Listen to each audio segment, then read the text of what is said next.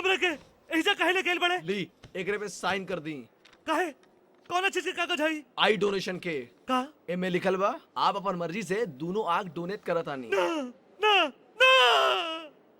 अब का रे? का भइल? का भइल? का भइल?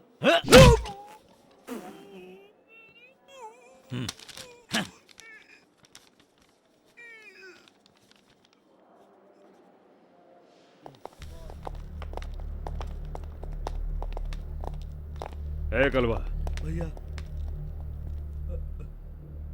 का भइल बारे?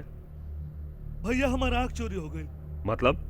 चाय पियत रहले, एगो लड़का आइल, वो हमरा के मारते हुए एजा ले आइल, दोनों आँख हमर चोरी करके ले गइल। लड़का के जाने ले का? सब बोलत रहनी कि भूत के लइका बा। का? हाँ रे भैया, पलटू ठीक है कहता, देखते ही कपकपी शुरू हो जाला, कुछ बोलला पर मुक्का मारेला। बकवास। भूत की बेटवा आंख चोरी करके चल गई। अरे तोरा आंख चोरा के करी काऊ? का पता?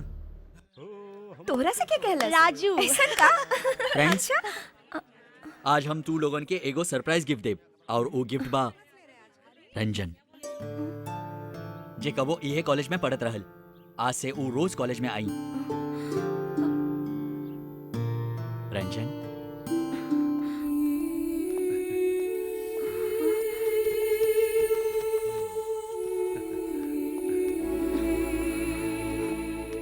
प्लीज वेलकम हिम।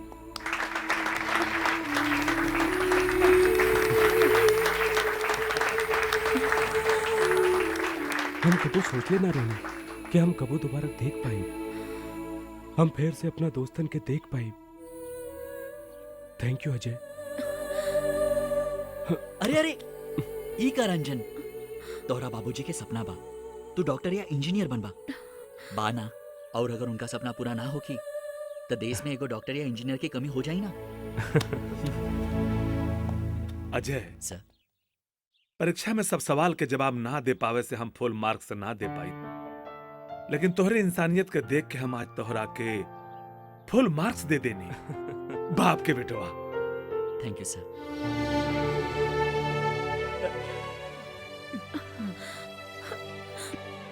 ऐसा पंच मरलस कि रंजन की जिंदगी बन गई। Excuse me sir. Carry on. एक रख छोटू। हाँ।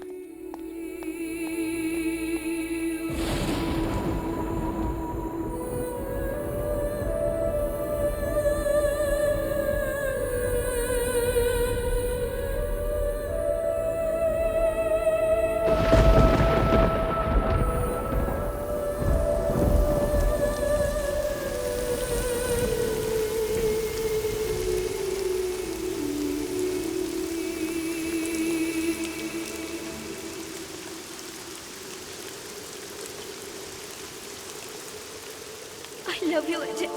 आई लव यू टू पूजा। बंसी बजावा लाइट बजा